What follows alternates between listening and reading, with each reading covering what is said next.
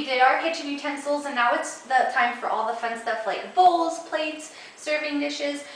It's super important to me that you notice that I try to utilize as much space as I can in the box. First of all, I don't want to spend too much money on unnecessary boxes, and second of all, I don't want to have any extra space or room in the box for my items to have any friction or wiggling around or whatnot. I want everything to be as tight and good as possible in the box. Now, notice a really fun tip, so you guys don't need to struggle pushing these around when you're working with a box.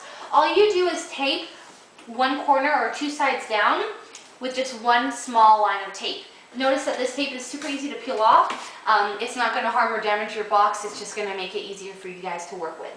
Now, even with my kitchen items, it doesn't work and fit perfectly in the box with that packaging that I showed you earlier. So what I did is I simply cut one of the individual pieces that it comes, and I'm going to fit it in between my bowls and my plates. I'm going to do this because I want that perfect separation that we were talking about earlier.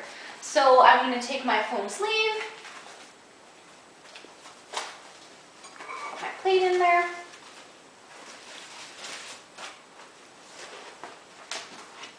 goes inside, that's nice and tight.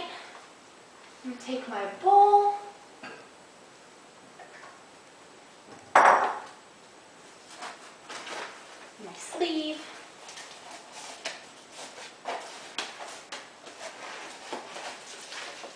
and nice and tight.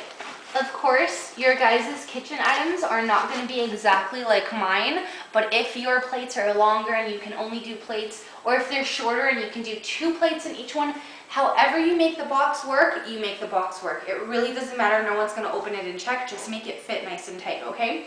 Like I told you earlier, we want to do that extra support and protection.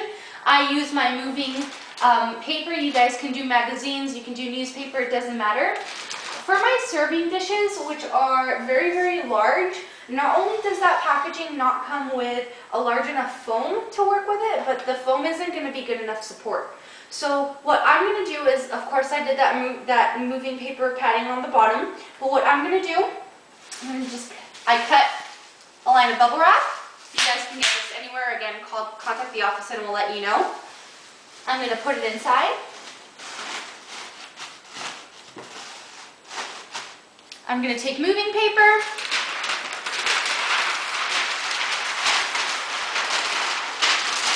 doesn't need to be pretty,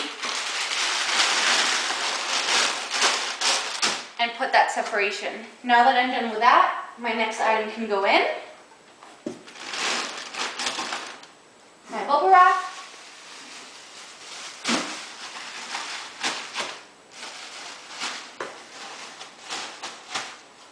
my moving paper,